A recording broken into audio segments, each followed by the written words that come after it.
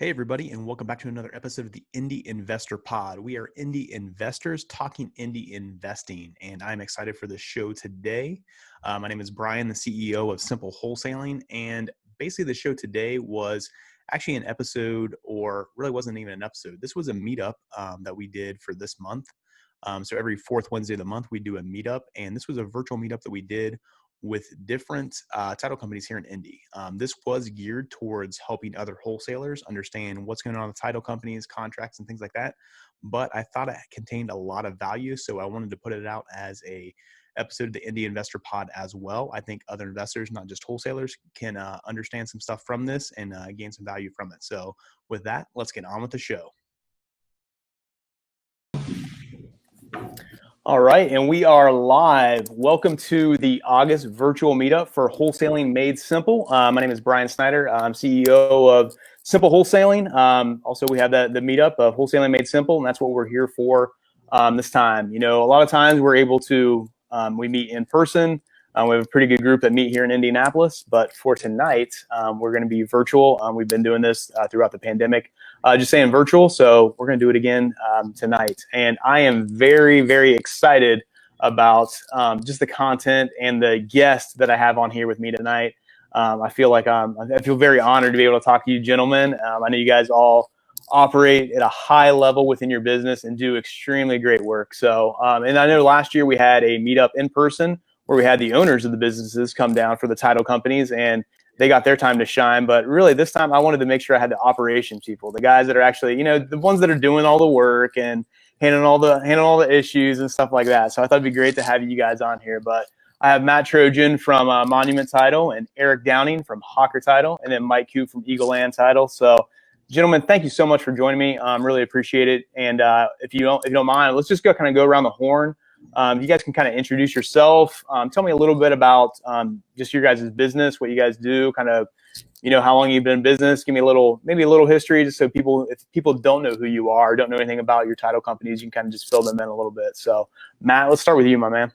Yeah, thanks for having me, Brian. So my name is Matt Trojan. I'm the escrow manager at Monument Title, and Monument has been around for I think this is just over 2 years of operation, about 2.5 at this point. Dan Bostic started the company really with a strong background in investor business, investor closings, and you know, that was the bulk of our early clients. But you know, we've moved into, you know, basically full range of offerings, commercial and you know, lender-driven files, and you know, we still have a lot of investor clients that bring us a lot of closings, and we're very, very familiar with that. So that's how, you know, we got connected with Brian and, you know, his investor pool, and really what you know, one of our multiple specialties that we have. So awesome, man. Yeah, thanks a lot. And then all these businesses, these are obviously people that we work with all the time. I have, you know, great respect for these gentlemen and their businesses and stuff as well. So close multiple deals with all these guys. So can't speak highly enough of them. So Eric, how about you, man? Yeah, thanks for having me. Always enjoy being a part of the Simple Wholesaling meetup and just getting to know your team. I'm Eric Downing, Hawker and Associates, Hawker Title. We are a law firm and a title company.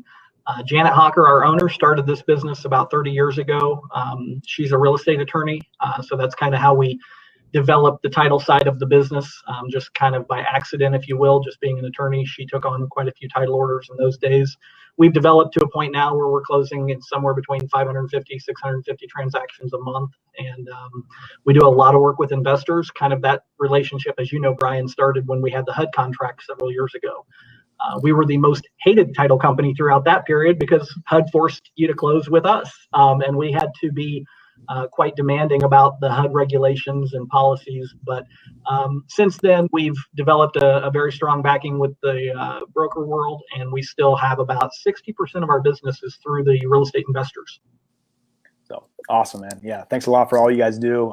Great work with you guys over there. So, and to round us off, Mike, how about you and what you guys do over at Eagle Land, man? Yeah, same for me. Thanks, guys, for having us. I love working with you guys. Love working with the whole Syria thing, and it's just been great.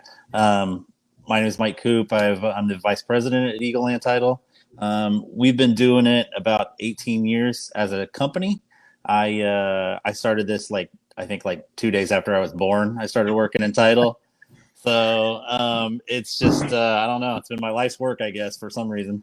But the same with us. We do probably 60-70% of our business with investors, but we do the whole gamut as well. We're growing quickly and taking on more and more clients, and it's been awesome. We really like working with investors just because you guys are the fun ones, honestly. I mean, you guys are the go-getters. You guys are fun. It's fun, fast-paced, and we enjoy it. So we try to keep it interesting. So there's always some dust to knock off on some of these files and stuff, but no, it's good. So, and the whole purpose of doing this and getting you guys together on here is number one. I know it's always something that we put out within our education is make sure if you're wholesaling that you want to work with a title company that knows what wholesaling is, know how it works, they're investor friendly, that type of stuff. These companies, these are it. So these are, there's some really good title companies here in Indianapolis. These three gentlemen, they work with, some of the top-notch ones that we put right up there and that we close deals with all the time. So they know what a wholesale deal is. They know how to work with investors. They know all that stuff. But the purpose of tonight is really just kind of go through a couple things of if you are a wholesaler and you are, you're looking to get started, or maybe you've done a couple deals and you're looking to grow, and those types of things. We're going to go over a couple topics tonight to really just kind of help you out, hopefully. If you have any questions, you have any input, anything like that, feel free to put it in the chat. If we don't talk about tonight, I will cover it next week on. We always like to do just a webinar the following Wednesday after a meetup, just to recap a lot of stuff. So if you have any questions, anything like that, feel free to throw it in the chat, and we might get to it tonight, or we might get to it next week, but we will cover it at some point, and hopefully we can bring you the value and the content that you need to help you out with all just contract, title, wholesaling stuff. So, gentlemen, I just want to kind of start off with, I know I kind of sent you over a list of questions yesterday. And two of the questions I have at the top of the list are just kind of, we can kind of start off there. I really just want to know, what are some things that, that wholesalers can do to just make it easier for a title company? And then kind of the opposite side of that is what are wholesalers doing that make it a little bit more difficult for the title work and things like that on your guys' side. So if you don't mind, let's go ahead and just, Mike, we'll start with you. But let's just kind of start with what are a couple of those things that make it easier? So when a wholesaler sends over a file or a wholesaler sends over an email, you're like, all right, this is nice and neat. I know what's going on. So what are some of those things that really help you out?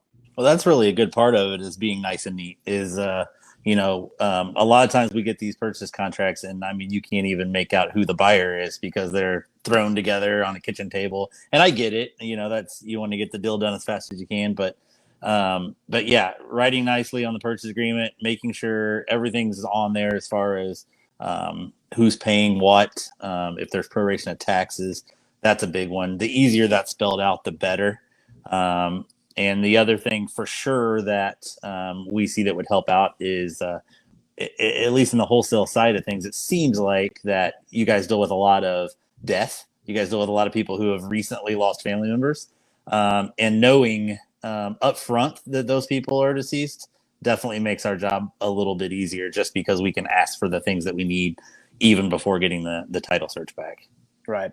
And hopefully those are all things that, a wholesaler, you're asking those questions when you're talking to those sellers of whose name is actually on the title, are they living? Are they, passed away? Those types of things. But even I know we talk about this about every time, is the proration of taxes thing. I know that's a big one and stuff. So, Eric, when you get some files that, come over to you guys, or you get the email, or they're sending it to you, on paper and stuff like that, what are some things, other than what Mike said, that really make it kind of easier on you guys to, start the process? Yeah. So, and I know Mike and Matthew do this. We provide a lot of education. So part of it is we like to make sure our customers are better equipped in the field, but it also helps us on the back end, because if they come to us knowing what we want and what can make the deal go faster, it certainly helps. And so, just to his point, a clean version of a purchase agreement so we can make everything out. Contact information is extremely important. It'll save a lot of tracking things down. If you can go ahead, if you've got contact information for that seller, send that over. We work with our investors quite a bit and provide our authorization forms with them, and so they will just go ahead and get their authorization signed when they're doing the purchase agreement, should we need that to order payoffs and whatnot. I think we could have a whole conversation about tax prorations, but just making sure it's not always about what they're delivering to us as much as it is what they're delivering to their customer, which is that seller and or the end buyer. Making sure that they understand, those parties to the transaction understand it, and that they're not going to show up on closing day and have a blank stare on their face because they weren't expecting something. That, of course, comes up a lot with the tax prorations. Yeah. So I think that's a big thing that, I always like to, kind of talk to wholesalers about, make sure they understand of when you send that email over and say, hey, Matt Trojan, I want to close with you guys at Monument Title. Here's the file. Here's what's going on. Your job's not finished there. You still have to act as a mediator in there. You're the communication piece that in between the title company and the seller and things like that, even the end buyer and stuff. So you're still involved. You still might need to get some information. You might need to provide some information, dig around and try to find some of that stuff. So really good points, Eric. So Matt, do you have anything to add to that, or just what are some of those things that maybe make things a little bit easier for you guys when that file gets sent over to you guys? Yeah, absolutely. A lot of the points you've already made, you guys just understanding that your job is not done once you send that file over to us. And providing that contact information is key, especially when there are situations with who is entitled. So we can contact people, even if it's a clean title, just for us to be able to set up to confirm closing date. And I think one thing that makes our the whole process easier is having your counterparties, your buyer and your seller, on the same page of when we're going to be able to close. Promising one date to one side and another to the other is something that we we'll see. And sellers are ready to close yesterday, but buyers trying to get funds together, or is forming the LLC or something. So I guess just communication to your parties and then providing that information to us definitely facilitates that whole process. Yeah. So no, really good points. I know that's stuff that needs to be taken care of, and a lot of those things it just makes it so much easier on you guys when all that stuff's kind of right there, and those questions have already been asked. So that's great stuff. And maybe I should have started with this a little bit, because I do still get asked this question all the time. Even if people that have done a couple of deals tend to ask me this question. Eric, I'm going to kind of pick on you for this one and lean on you, because I've been through your title class, your title 101 class and stuff. But what is title? Like, why do wholesalers even need to know what title is? Well, so title is basically the conveyance of a property, free and clear of any encumbrances. And so that's what that's what we're instructed to do. We don't, work for one party or the other. We're there as a third party vendor, just making sure that the property is free and clear. And that's the biggest thing. I mean, especially these properties that investors are buying and transacting on. I mean, there's a lot of junk in the trunk with those. And, I just had a meeting today with a new investor, and he wanted to do just a quick claim deed. Had no idea what the property might come with. And so that's what we're there to help, is to figure out, like, is the property behind on taxes? Are there judgments and liens that maybe the seller's not telling you about?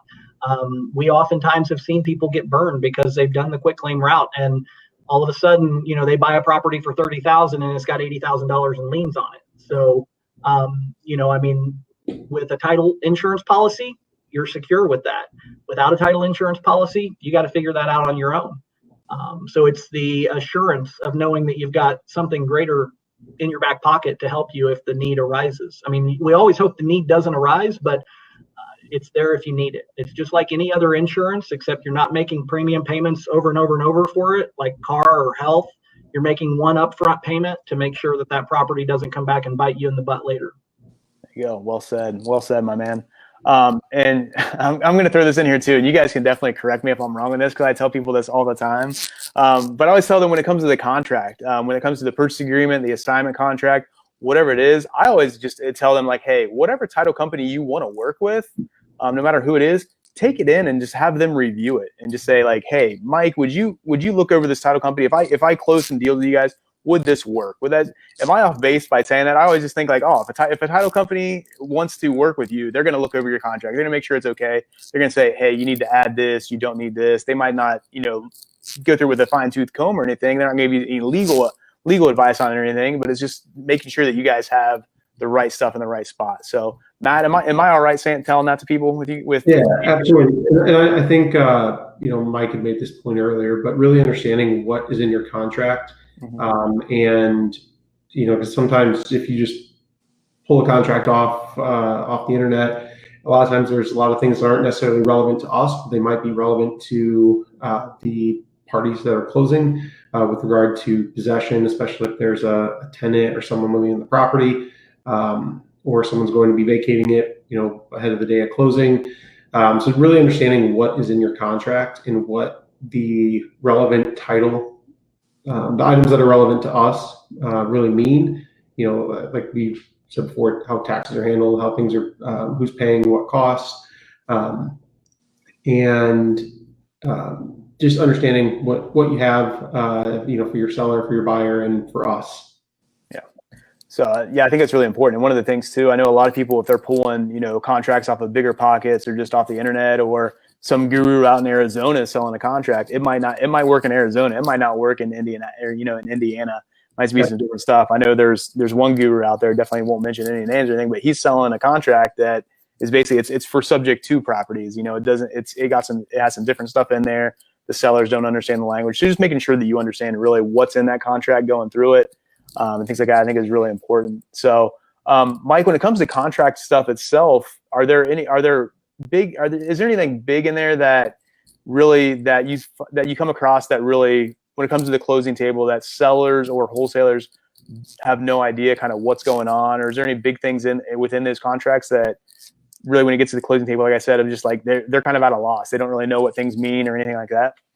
For the most part, it seems like the wholesalers we got. Well, first of all, let me say this: are we going to breeze by the fact that Eric used the phrase "junk in the trunk"? Because I'm totally stealing that from now on. I'll use it all the time. That was awesome. Sometimes it's a little more vulgar than that, but yeah, it's these properties are quite. I mean, I always think nothing could be more amazing than the one that you just gave me, and then all of a sudden I get more amazed. That's probably a nice way to put what's on some of these files. So, I loved it. That was awesome. But as far as the contract goes, it seems like wholesalers use a smaller contract for the most part, and that works well, I think, for your industry. I don't think that we do see some that use the MIBOR contract, and so much of that just doesn't apply to what you guys need. As far as wholesalers not knowing some of the stuff in there, it all goes back to proration of taxes, really. I mean, that's really the main thing that just so many wholesalers don't understand. And then because they don't understand, they don't tell their sellers exactly what they're getting. So the sellers come here and they're like, oh, well, we're getting $30,000 for the property, buyer's paying all closing costs, and they show up and they're getting $29,000. And they don't understand proration of taxes, which, if I wasn't in real estate, I wouldn't understand it either. Yeah. Just because it's Indiana and we're weird, Yeah, especially being in arrears and everything like that. So it always throws some people off. So no, that's a really good point. I know a lot of stuff that comes back to that, and really understanding too I know that when it comes to even closing cost of, having that word all closing costs in there, I think makes a big difference too when it comes to, are they paying, just for the title policy, or are they paying just the closing fee, all those things that as a broker, I know kind of the language of all that is, but a lot of wholesalers don't understand a lot of that stuff and kind of the breakdown for it. But just by throwing that word all in there, all closing costs are paid by the buyer and things, I think really helps out a lot. So yeah, and a lot of times too, when they say the owner's policy is paid by the seller, they don't understand that when you check that or you say the owner's policy is paid by the seller, there's other fees that goes along with that owner's policy that becomes a seller paid fee. Yep. Yeah, for sure. So, so is anything other than let's kind of talk about, we've kind of got into the contract stuff, and you guys can definitely kind of jump back anything else that you guys think of on that part. But let's go back to my original question was, what are some things that, wholesalers do to make it easier on you guys? Let's kind of take the opposite route of that then. Like, what are some things that maybe wholesalers do that make your job a little bit more difficult, and you're kind of like, oh man, I wish they would do this, I wish they would do that. There's some stuff on the contract we can definitely, we've talked about a little bit, and there might be a little bit more, but is there anything else on, just that wholesalers are doing that you're just like, oh man, next time let's do this, let's fix this, that hopefully this comes across differently, or I wish they need to take care of this. So Eric, is there anything that pops out with you on that stuff? Communication. Don't go dark. Keep in mind, we're all trying to get to the closing date. Nobody gets paid until the closing date. We run into this with non-investors as well, but just communicate. Make sure you give us good numbers, good emails. Don't ignore us if we have questions. If we need your help, uncovering something, be available to communicate. And as we've talked about so much already, make sure you're communicating well with your customers, which is the seller and the buyer. Don't falsify things. Don't leave it up to us to wait till the closing table to explain how everything's going to work, because at that point we've seen deals fall through because you set false expectations. Now we're fortunate enough to work with a lot of you that, for example, Simple Wholesaling. You guys, it's like a done deal when you send it to us. Everybody, we know that your people are going to know what's going on, but there's a lot of new people out there that just think this is a quick way to make money without really having to be professional about it. And it's not true, because you can ruin your name very quickly if you don't set the expectations correctly. Yeah, and that's how you can make it such a better reputation for yourself, is when you are able to explain it to your seller, and it's everything that you say, that you're helping them, you're easing their mind, because it's their livelihood that's at stake. It's a property that we're really talking about here. It's not just a paycheck that you're getting or anything, but when you're able to explain it to them, that's when it's like, oh man, Brian did a great job explaining this stuff to me. Everything was great at the closing table. Man, my aunt is going to do the same thing. I'm going to refer him to you. That's how this business works. And so having that great reputation by understanding what's going on in the title and being able to explain it is so important. That's part of making sure you're educating yourself on what really is going on. What's in your contract? What does that all really mean? And what does it mean for that seller to, receive the funds that they're going to, and just be able to close on the property, and then, the buyers and stuff like that on the other side too. So yeah. Matt, let's go to you real quick. Is there anything that as we're going through kind of maybe things that make it a little bit more difficult for you guys that wholesalers are doing, that you wish they would kind of just help you guys out a little bit more? Yeah. The big one that comes to mind right away would be last minute changes, or things where you're going to change how you're buying the property.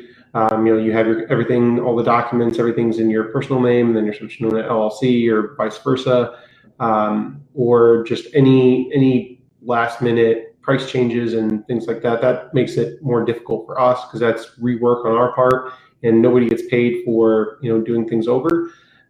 So that's the biggest one that I would quickly say pops out to me that makes our job more difficult. You mean it's not just as simple as like whitening it out and putting a new number in there, man?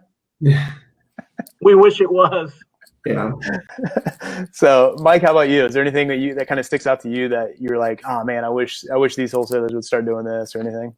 Yeah, well, those from Matthew and Eric, those were both very good points. Both those things help us tremendously if people can do those. The other thing for us is just over promising. We see a lot of that. We see, you got these people that they'll go meet somebody and say, oh, we can close cash in 48 hours. And maybe there was a time where it was easy to do that. It's right now is not the time to be able to do that. Yeah. So, and then you just make your seller mad, where if you tell them and under promise a little, we can get this done in 2 weeks. And then when you get it done in a week, they're thrilled, But with that being said, I understand how you guys business work, and how, if you say you can close in 2 weeks, the next guy's going to say he can close in 48 hours. So right. It's a difficult situation the wholesalers are in too. I get that as well. Yeah, and it's a simple thing that you can change the language of, like, hey, we're ready to close this as soon as possible, but we got to make sure the title is okay. We want to make sure that that you're going to be secure, and the buyer's going to be we're going to be secure on the buyer side too. So as soon as title's ready, we'll be ready to close. Hopefully that's 48 hours. It might be a little bit longer, but we'll get it done as quickly as we can. So we're perfectly fine being the bad guys. Yeah. Yeah. Right. we blame stuff on you guys all the time. No, so that's cool. So I know a big thing that wholesalers always kind of come back and have questions about too, especially when it comes to the closing side, is when they're doing an assignment versus a double close.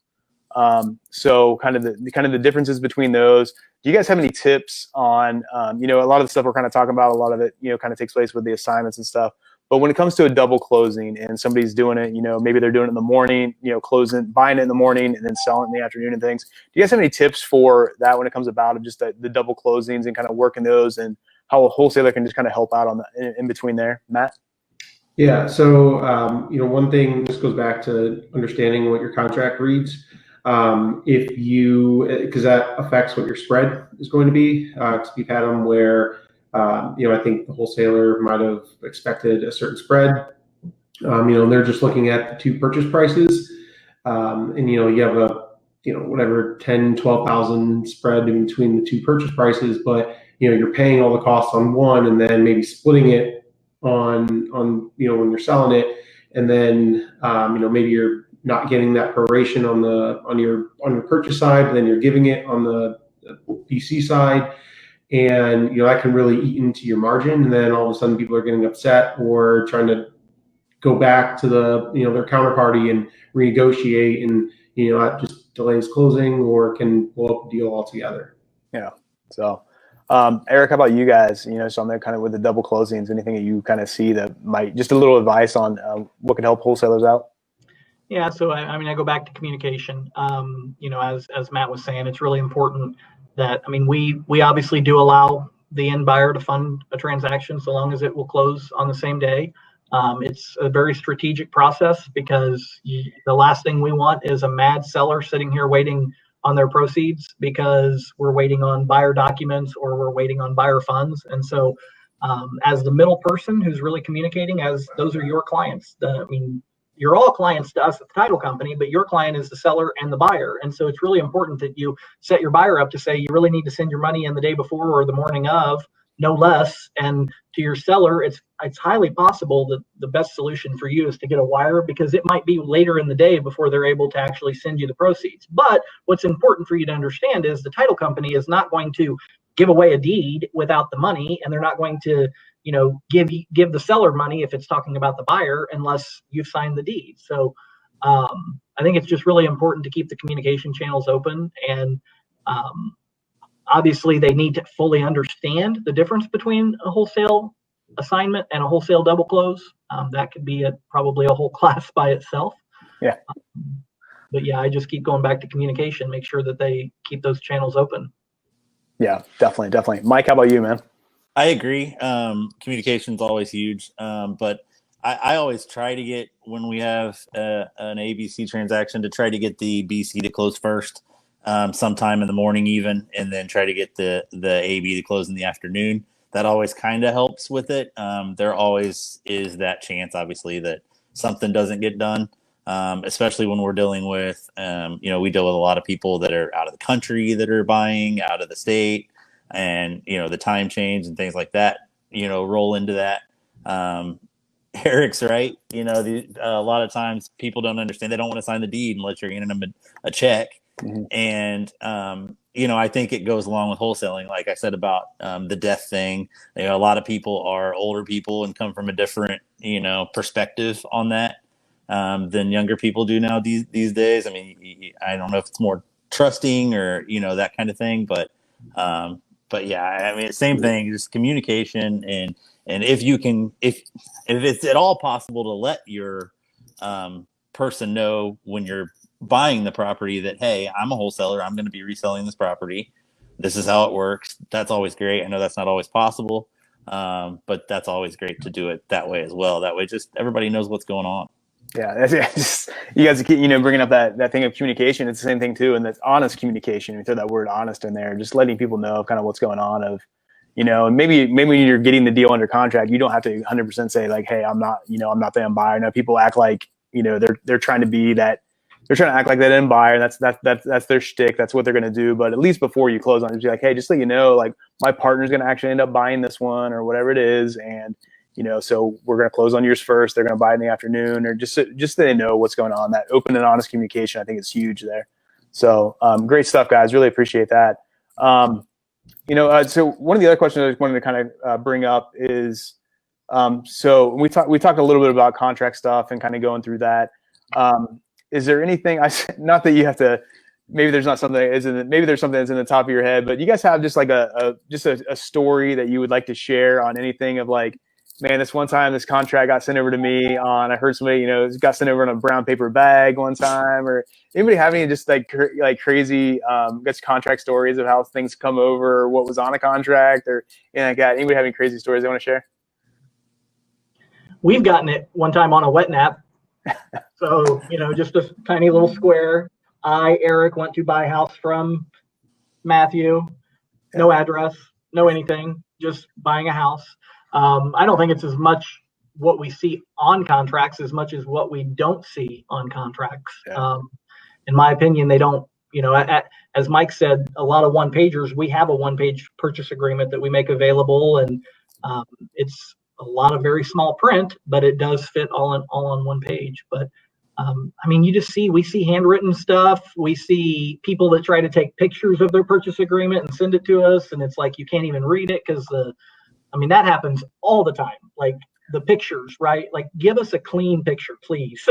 Try to at least put it on your kitchen counter and get it squared up and in good light if you're going to do it that way, because it's very hard for us to read if it's not clean. So, Mike, how about you? Any crazy stories when it comes to just contracts, or just any just crazy stuff that might happen that didn't expect happen with a wholesaler at a closing, or anything like that? Yeah, the picture thing's great. We get those all the time too, and half the time I'm like, look, just take a picture, text it to me, yes, and then I can at least clean it up when I send it to myself via email. So right. as far as crazy things on contracts, not so much. Crazy things with people always happen. And everything from siblings fighting over money to spouses fighting over money. We've seen some interesting things for sure. Yeah. So Matt, you have anything to add to that, of just any crazy stories or anything that pops up for you, man? Yeah, I don't know if it's really a super crazy story, but one thing that comes to mind, we had one where a couple people just walked in. It was a guy who had a property, wanted to sell it, and he just, his neighbor across the street or next door, they came in and basically told us, okay, these are the details. We actually handled it when the guy had purchased it, so we had a prior closed in the last year. So it came in the morning and gave us all the details. I asked them, okay, how are taxes being handled, who's paying what. But they came in. I just kind of wrote it out on one of our little monument sticky pads. And that was like the purchase agreement that they really agreed to, and then they closed that afternoon with us. So like I said, we had that prior file, so we closed really in a few hours for him, and the guy had all the money and everything. So it's it's, especially when it's a cash deal, it's cash is king and makes closings go a lot easier. So that's actually one point, going back to what we were talking about before on those double close transactions, understanding where the money's coming from your end buyer. If they say they're closing in cash, but really it's going to be like a hard money loan or a private money loan, or the funds are coming from overseas or somewhere else, that can delay that closing, that they don't necessarily realize until all of a sudden they have to wire the money and it's not available. That's another one, a tip that, on double closing, make sure that money is solid, because that's what's going to make the whole transaction come together.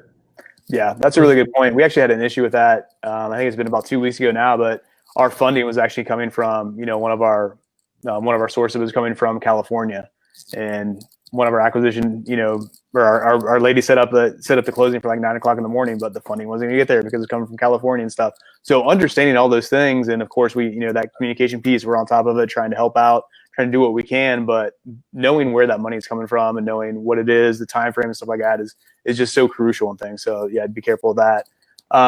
So you kind of brought up, that deal that Matt's talking about, of just like, somebody coming walking in the morning, basically like, hey, let's close this deal and stuff.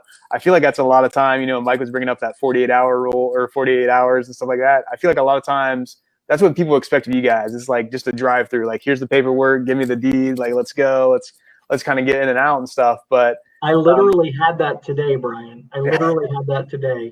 A group of 3 people walk in. One is a translator for the Spanish speaking. The other is Mandarin and speaks very little English. The appointment was set for us to go through a purchase agreement with them, and they were going to do a land contract. And by the time we got done, all they wanted to do was a quitclaim deed.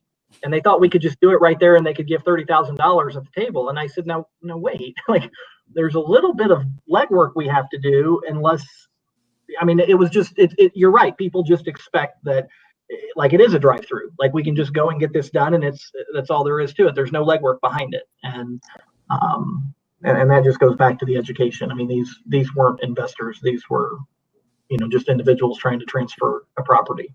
Yeah. So let's get into that a little bit though. Like, kind of what all work do you guys have to do on the? I'm one of those people. I know a little bit about it, and I've kind of talked to all of you guys and stuff like that. But I'm kind of like, hey, I send the file, and I know 7 days later I'm going to close on. They do their thing. So what's behind the curtain? What all takes place? Of kind of what all goes into making sure the documents are prepped, the title is clear, and all that stuff. Mike, so what all? Like I said, what's behind the curtain? What all do we not see of what's going on with title?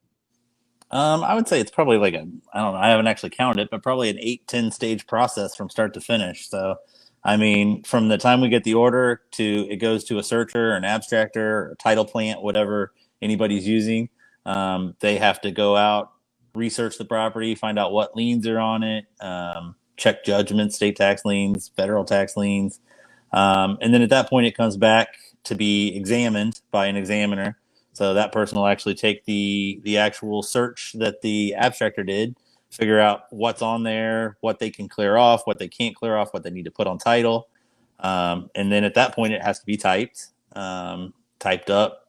And then at that point is when we send it out to the client. And that's usually the first time the client sees it. And a lot of times when we send them out, we don't know what that person knows about, what that seller knows about. We don't know that they may not know they have 10 judgments, or they may know they have 10 judgments. So a lot of times we'll send that title work out and they're like, well, this ain't me, and this ain't me, and this ain't me. And we're like, that's how we find that part out. So at that point is when we start clearing title, ordering HOAs, ordering payoffs, those kind of things, at the kind of a simultaneous as it's getting typed. And then from then, once it's clear to close, then we move to actually to closing, and then we can set a closing date, and then the closer sets that up, sets up the settlement statement, sends it out to all the parties, and then most people think it's done at that point once they get to the closing table, but for us, that's when it's only about half done. So at that point, we fund it, send out the documents to be recorded. Then that comes back.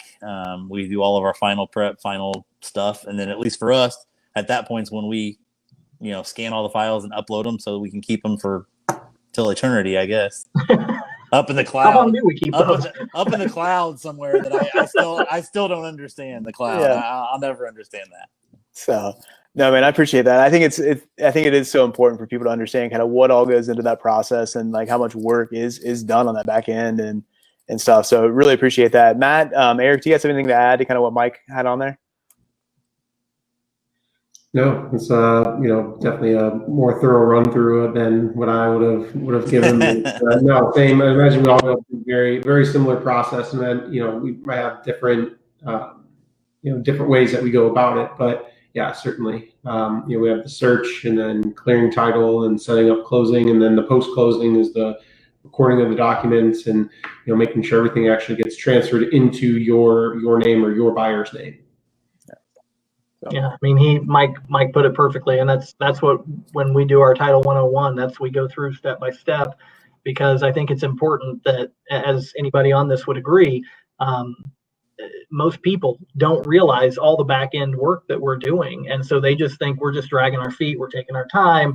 Why can't we just get to the closing table? But all of it is to help protect them as the seller and the buyer. Now, of course, we're trying to protect ourselves too. We can only get so much insurance for ourselves, but we want to make sure that what we're conveying, I mean, that's our job, is to make sure it's free and clear and marketable title. And so it's just really important. We can't rush it. I mean, yeah, we can tell you we'll rush this file, but we're not actually going to do anything different than we do with any other file. We have to take each step. It's a very meticulous process. And, at least here we have 30 plus people, and some are in different states and some are in different countries. And, we have a very strategic timeline of where everything needs to go and who needs to touch that file. So yeah. So there's no rush on things. I was expecting. I was like, oh, this is a Brian Snyder file. It's a VIP status. Let's get this thing through. That's what I do, Brian. Okay, all right. Well, and you guys know, I mean, we do assign like one person to your files. I mean, we have several customers that are doing the volume, and it's just appropriate to have account reps that kind of handle those particular clients. Yeah. No, that's good stuff. No, thank you so much, guys. So I know, kind of speaking of drive-throughs, we were just kind of talking about that a little bit ago, that people kind of expect to be a drive-through service. So you guys just went through, going through the whole pandemic and everything with COVID and stuff like that. I know you guys had to do some different stuff. Some of that kind of being like, hey, we need to do things on the curbside signing and stuff like that. So it might have been a little bit like a drive-through at one point. Is there anything that wholesalers need to be aware of just kind of what's going on with where we stand with COVID, and just anything they need to do from a wholesaler standpoint when it comes to putting the file or getting the files over to you guys and then getting to the closing table and stuff like that we need to be aware of? As far as COVID, for us at least, don't bring your cousins, nieces, nephews, uncles, and brothers to the closing. We have had it happen, and we have had to turn people away. We have done the curbside thing, but for the most part, we're still allowing in-office closings. We're just trying to limit the amount of people, spread out the chairs. We, I'm sure these guys are the same. We sanitize everything after each closing, and do our part, do what we can, make masks available, things like that. Yeah, that's a good point. That's something I never even thought of, is that communication piece too, of like, hey, make sure that, it's just whoever's going to sign the documents are the only people that need to go to that closing and stuff like that during this time and stuff. So that's a really good point. Matt, you have anything else to add to kind of anything that wholesalers need to be aware of during this, through the pandemic that we're still going through? Yeah, so I think one would be the, one thing that we didn't mention is, there are times and situations that we find ourselves in where it may seem like we're dragging our feet, or files taking a long time to clear or whatever. We are, a lot of what we do, we're dependent on other people, external to our title company. So whether that's getting payoffs or just having people respond to us. So, unfortunately, sometimes your file is at the mercy of people that, where it's out of all of our control. Ultimately, if we're trying to get a payoff, or we're trying to help people get paid, so that they release the lien that they have on the property. Unfortunately, with certain people, it's just that's still not enough motivation for them to expedite, the requests that we're putting out to them. So that's one thing I think, especially when it comes to mortgage payoffs. Some places are just slammed, and their turnaround time is worse than normal because they're working with limited staff, or some of the people are working from home. So I think just understanding that, when we are communicating that, we're waiting on something to come back, and, it's not something that we're trying to delay closing in any way, that we're depending on other people outside of our company to perform in order for us to be able to, again, convey that clear title to you or to your buyer. Yeah. Do you feel like some of that stuff has slowed down, like since like when COVID hit, or is it starting to pick back up now, or where do you kind of see with that stuff? Yeah, for us, sometimes if it's like a judgment, especially some law offices, I think they just have a lot going on. And some banks, they basically, you go in a queue and there's no way to really get, rush that to the top of the queue. They don't really care how important your closing is, because to them, it's just another request for information. So I think it's not as bad as it has been. I think people are, I guess, figuring their systems out or their processes out, but there was a time where we were running into that on certain files where it was just slowing the whole thing down. Everyone else is ready to go. We're ready to go as soon as we have that, that confirmation of that figure from a payoff lender or a judgment holder. We can close, but it's just waiting to obtain that. Yeah. So, Eric, anything you want to add to that, or just kind of what's, during this, during the COVID time, of like what anything wholesalers might need to do a little extra or anything? Well, and to Matt's point, I mean, you think about it, other than healthcare workers, we're one of the only industries that has been strong going to our office every single day from the beginning. We have been considered essential in every government, executive order by the governor. And so while that's true, as Matt's saying, not every other vendor that we need to obtain information from has been doing that. So they've been scrambling, trying to figure out how to work from home. So like he says, trying to clear a judgment sometimes or get bank payoffs. It can be like pulling teeth. And, the search for us anyway, that hit pretty early because the counties were disrupted. So it was hard to get some of the information we might need. We're not seeing that anymore. Most of the counties, obviously, we operate in all 92. About 70% of it is right here in the donut counties and Marion County, but we haven't had much issue. But just evolving, we've kind of always said from the beginning that it's business as unusual. Because although we're doing transactions the same way we've always done transactions in terms of the legwork, we immediately tried to prevent any of our own staff from doing closings. So we were doing all mobile closers so that we wouldn't bring anything back into our office. You can even see we had these nice little dividers put on all of our closing tables to try and prevent people from actually, I guess, spitting on each other. I don't know. Did we used to do that? But yeah, I mean, I don't know about you guys, Matt and Mike, but we go through a heck of a lot more pins these days because we tell everyone, take them with you or throw them away once you touch them. So yeah, we've certainly had a lot more cost to masks and pins and sanitizer and all of that to just basically produce the same work and to get the same amount of money. So I think if there was just some patience, I think that's the biggest thing. Don't expect anything different really from us as you would from ordering food at a restaurant, or every industry has just been thrown into a blender and things just might take a little bit longer, but we're still going to get you to the finish line. No, awesome stuff, guys. Really appreciate it. Really appreciate you joining me on here today. I got one last question for you, and then we'll get you out of here. We'll just kind of go around the horn with this one. It's kind of just, if for those new wholesalers out there, what's just kind of one last little tip or advice for them, or just like words of wisdom or something like that you could just impart onto them when it comes to working with contracts or title companies or wholesaling in general. So, Mike, let's start with you, man. Well, I think the main focus of the whole night has been communication. I mean, that's been mainly what we've all said. That's the biggest. I mean, that's the one thing that we all see kill deals. That's the biggest deal killer, in my opinion. That's a big one. The other thing is just the one thing I wanted to mention to wholesalers and to anybody that's listening is, and I'm sure these guys have ran into it too, there's a lot of fraud in our industry right now. And just to make sure that when we're sending out wiring instructions, most wholesalers know this now, but a lot of the new people don't. Make sure that you're having your clients contact us directly. Make sure that you're not forwarding wiring instructions to people because, especially in this COVID era where people are trying to find ways to make money, I feel like the fraud's gotten even worse. So that would be my biggest advice, is the theme of the night, and then making sure that they that wiring instruction thing keep fraud from happening to them, to us, to everybody. Yeah, really good tip. Really good tip. Eric, how about you? I think finding a mentor, finding somebody to help hold your hand through those first few deals. Simple wholesaling, of course, that's what you're doing right now. Like, this is a mentor group. I mean, while it's a networking, the overall part of it is to network. You guys are great at mentoring, and I love being able to recommend that to new investors. And then come talk to one of us, Matt, Mike, me.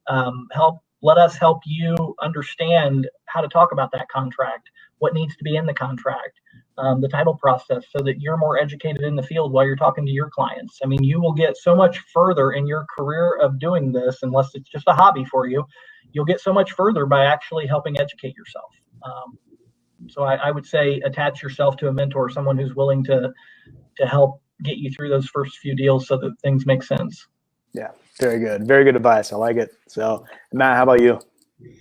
Yeah, so I think one would be, don't be afraid to be transparent, at least, the very least with us. I guess it goes to the communication point that we are harping on every few minutes here. But, if you know that there are details that are relevant to a transaction, let us know, because eventually it's either going to come out or we're going to need it.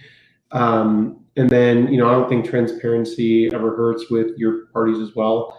If you are masquerading as the buyer and then all of a sudden, because sometimes people get weird about seeing another name on the closing statement other than the people they've been dealing with.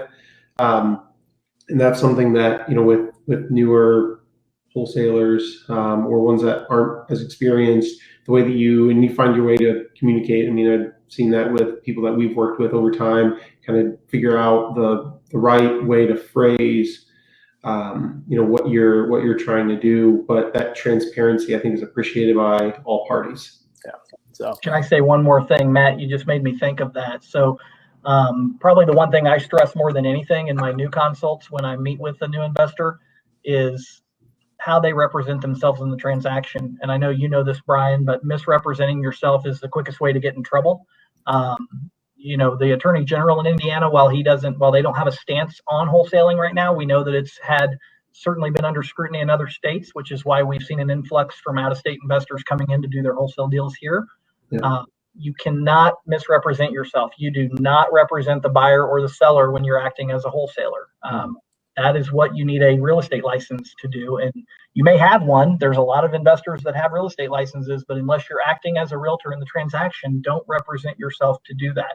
You have a piece of paper, which is an agreement between you and the seller, and you're trying to sell that piece of paper to somebody else. And that is your initial piece in a transaction as a wholesaler. So we get complaints all the time. Now just for example, like we won't, as a title company, we're not going to represent people trying to go after wholesalers because that's also a client of ours on the law side. But it happens all the time where we get complaints from realtors who, don't understand they had to go to all this schooling and they had to, update through CE classes. But now wholesalers can just go out and basically do a realtor's job. Well, not really, because it's illegal. So make sure you're not misrepresenting yourself and make sure you have the proper documentation to prove that. Yeah, no, really good stuff, guys. Really good tips, really good advice. Just really, like I said, really good words of wisdom as well. So really appreciate it. All right, guys, it's our time is about up. So before I get it out of here, I want to give you guys a chance for people to be able to reach out to you if they need to, or so if you want to give out maybe your good contact information or website to go to or anything where they can find out information about you or about your company. So where would be kind of the best place for them to do that? Matt, let's start with you, man. Yeah, so if you do have an order that you would want to send over to us, and that's our order entry team is that first point of contact.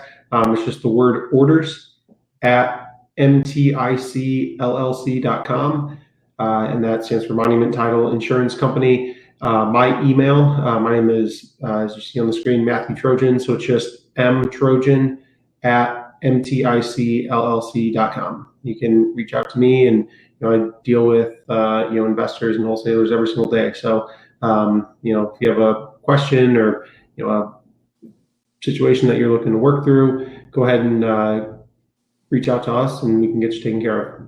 So awesome, Mike. How about you? Well, for some reason, I have pretty much all of our stuff set up that from the initial to the end kind of goes through my email. I don't think I actually have an email for you. I just always send it to closings at Eagle Land. So. Yeah, that's it. That's me. That goes right to my computer. That goes right to my phone. That goes right to my home. Closings at eaglelandtitle.net. That's that basically it comes to me, and then I sort it out to where it goes from there to either to our closers or to whoever is setting it up. And I don't know, I just like to have my hand in everything. At some point I'm going to have to probably stop doing that, but or you can contact us at 317-870-8444.